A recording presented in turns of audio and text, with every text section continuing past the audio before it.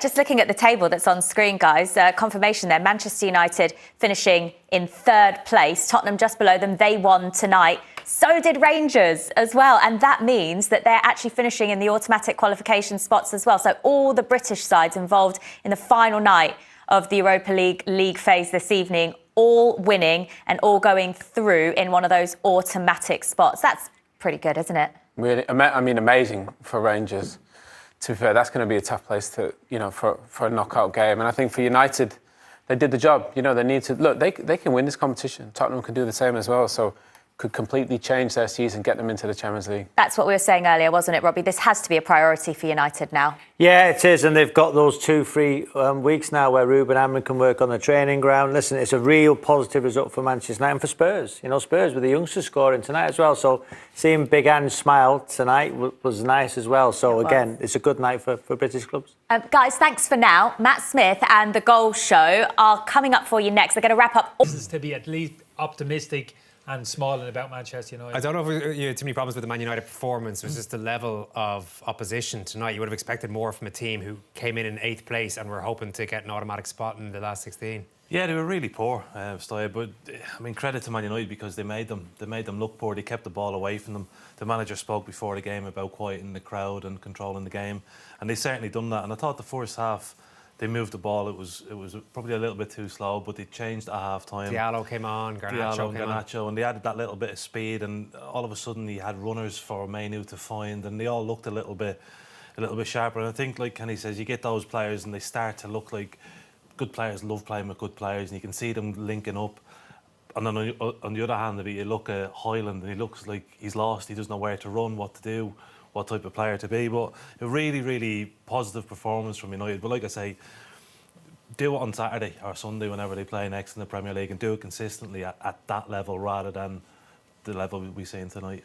Yeah, of course they have to improve, but it's just this system that manager's looking to integrate. There's been real question marks. How does he get some of the outstanding young talent into that squad? That's what the Manchester United supporters want. They don't want to see Garnacho, the likes of Mainoo, heading out the exit door in kind of 4 to 5 months' time. And I've kind of, sorry to cut across, I've kind of felt, I think everyone has, that he doesn't seem to fancy Mainoo in the position we've seen him play so far in his career. As a midfielder, he's taken him off a couple of times when they've been in trouble. Rightly so. So he needs to find another position, and maybe that is further forward. Yeah, I don't think he has the maturity or the qualities to play in that.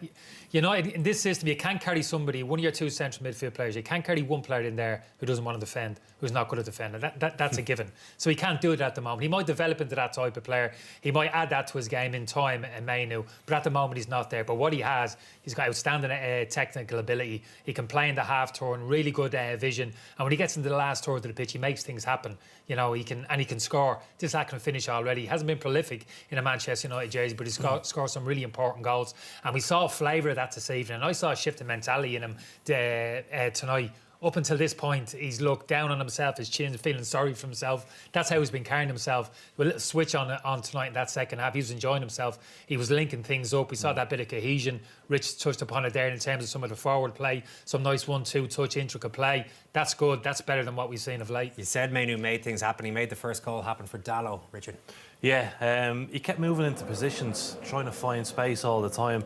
A clever little turn in behind, but then the quality on the ball across the box is brilliant. It's one of those, as a defender, it's impossible to defend.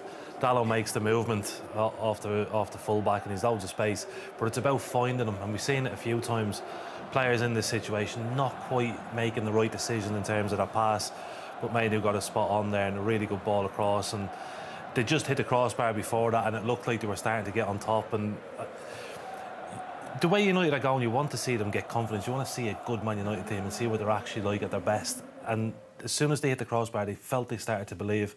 Mainoo showed that little bit of quality, and then they just, like Kenny says, his performance went up a notch. Just his belief in himself, and he knew he was better than everyone else. It's rare here either of you talk about a pass as being impossible to defend, because most are possible to defend, but you can see it even in the replays there. He didn't drill it across. He side-footed, but with enough power to evade the defenders, and yet enough sympathy, as they say, for an easy finish. It's that horrible ball which I've unfortunately put in my own net a number of times, where it's just across. And I thought we weren't allowed to mention the OG. But it's impossible almost. You can't do anything because you try and put a foot on it. They to didn't even block get it. close enough to defenders to get a foot No, on it. it's in between the corridor of uncertainty, in between the centre back But and he the goalkeeper. sees it quick, Rich. He sees it quick, his head's up, and then the technical ability, got to take it on the half volley and just kind of cushion it across the 6-yard box. That's the level that he's got in terms of Garnacho done it, I think, a little bit later, but it was just smashed across. It was in the same area, but didn't have the quality or the sort of consideration for the guy receiving it on the other end. Mainoo finished the job himself then a little later.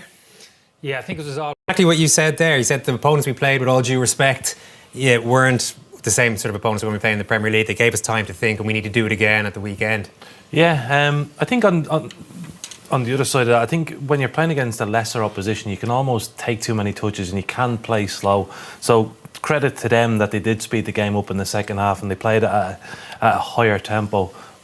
But Man United's problem was when they're facing teams who are of the same level of them, it's a little bit more difficult.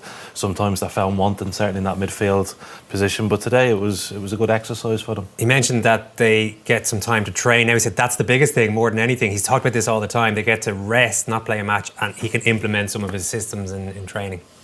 You don't point to that too much. To a point, I kind of I get that.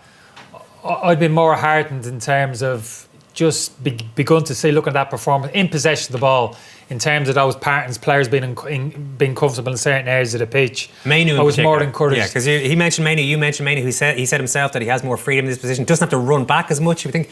I would have thought a player should be willing to run back anyway, but there you go. He played well. So he's higher up the pitch and he's very comfortable in these areas when he's an attacking midfield player. And sometimes when you throw those players high up the pitch, back to goal a little bit, they're lost. This lad isn't. He really isn't. He's very comfortable in these situations. He sees things early, little pockets here, plays a 1-2 touch when he has to. If he has time, he can turn and dribble forward. Again here, keeping it simple, just linking things up. That little bit of cohesion, combination play that we haven't seen too often for United. Again, in the inside right position here, pressure comes, no problem. He's got good upper body strength, good technical ability as well. Look at him here, just stood still. I thought first half he drifted too wide and too deep, almost into a left wing back position. Second half he kept himself in that inside pocket, number 10. And I thought United were better because of it, and he just needs to get himself into these positions more often in and around the penalty box, because his decision making is great. The quality of his final pass, Garnacho even here as well, give him credit. This is where Garnacho has to improve for me, final ball. He has to get up to Mainoo's level. But again, just saw a little bit of a future there. Garnacho, Mainoo, Ahmad over the other side of the pitch. That little trio there, that bit of link-up play certainly was encouraging. I think it's important for him to play games. When he's been playing central midfield for the early part of the season, he's not been able to last more than 60 minutes.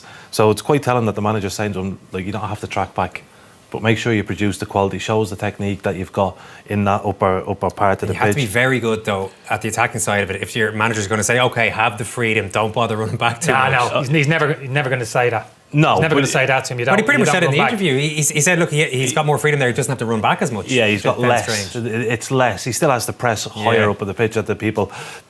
If you're given those responsibilities, that you don't have to track back all the way, you don't have to come all the way back into your own box and defend.